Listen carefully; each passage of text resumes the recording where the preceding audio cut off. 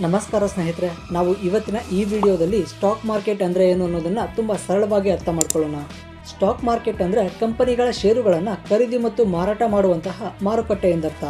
ಒಬ್ಬ ರೈತ ತಾನು ಬೆಳೆದಿರುವಂತಹ ವಸ್ತುಗಳನ್ನು ತೆಗೆದುಕೊಂಡೋಗಿ ಹೇಗೆ ಮಾರುಕಟ್ಟೆಯಲ್ಲಿ ಮಾರಾಟ ಮಾಡ್ತಾನೋ, ಕಂಪನಿಯು ತನ್ನ ಒಂದು ಭಾಗವನ್ನು ಷೇರುಗಳ ರೂಪದಲ್ಲಿ ಜನರಿಗೆ ವಿತರಣೆ ಮಾಡಿ ಹಣವನ್ನು ಕಲೆಕ್ಟ್ ಮಾಡುತ್ತೆ.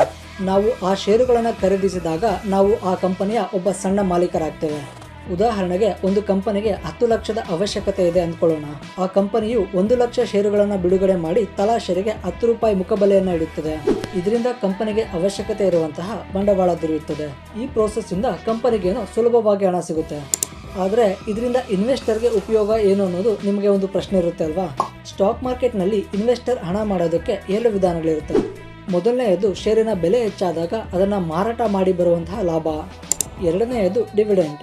ಕೆಲವು ಕಂಪನಿಗಳು ಲಾಭದಾಯಕವಾದಾಗ ತಮ್ಮ ಷೇರುದಾರರಿಗೆ ಕೆಲವು ಪರ್ಸೆಂಟೇಜ್ ಹಣವನ್ನು ಹಂಚುತ್ತವೆ. ಭಾರತದಲ್ಲಿ ಹೀಗೆ ಸ್ಟಾಕ್ಗಳನ್ನು ಖರೀದಿ ಮತ್ತು ಮಾರಾಟ ಮಾಡಲು 2 ಪ್ರಸಿದ್ಧ ಮಾರುಕಟ್ಟೆಗಳಿವೆ.